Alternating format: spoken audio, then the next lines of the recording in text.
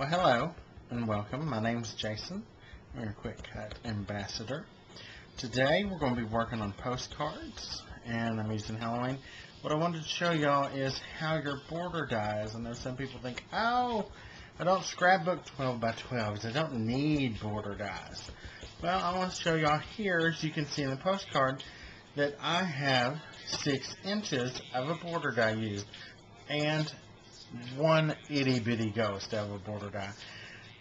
And I love it. All the time cut up my border dies. So we're going to start with this doodle bug glitter paper.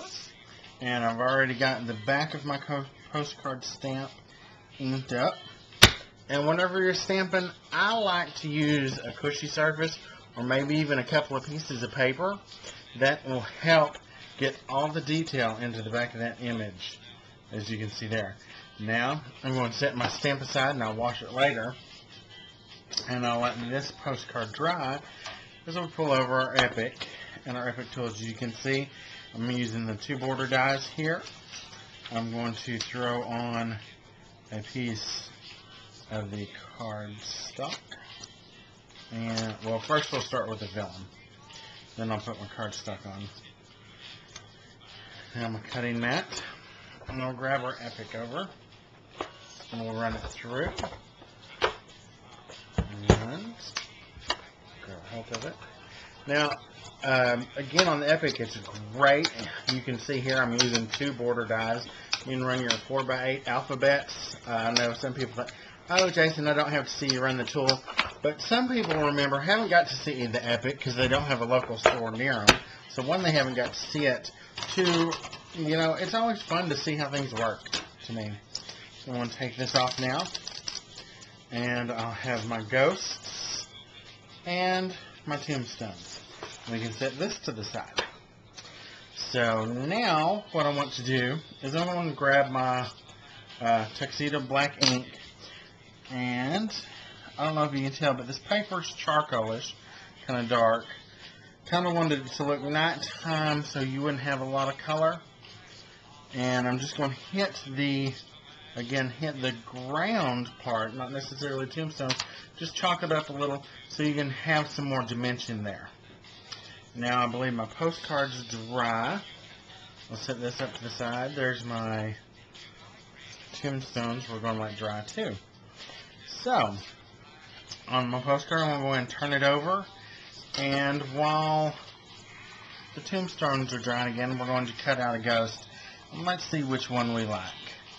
I like them all. I think this little chubby one maybe looks a little friendly, so I'm going to go with a skinnier one. I think he seems a little bit more scary, or a little lifelike as well. If you can have a lifelike ghost, that is. And I'm going to cut him out. Now, you could use your scissors if you wanted. I'm just kind of partial a lot of times to my X-Acto knife. So here's my ghost. And I'm not a big measuring cut. I'm more of an eyeball. So I'm going to lay my tombstone border flush here, pull it down, and then I'm just going to get my scissors and cut it. Now I'm making 60 of these, so I'm not necessarily decorating them all up to the 9, but you could get your white Optic pen and, you know, do some little shadowing here, edging, just like if the tombstone had edged out parts. It would be kind of fun. I guess I'll do a few just for this one here. And I'm also going to sign my name, Jason.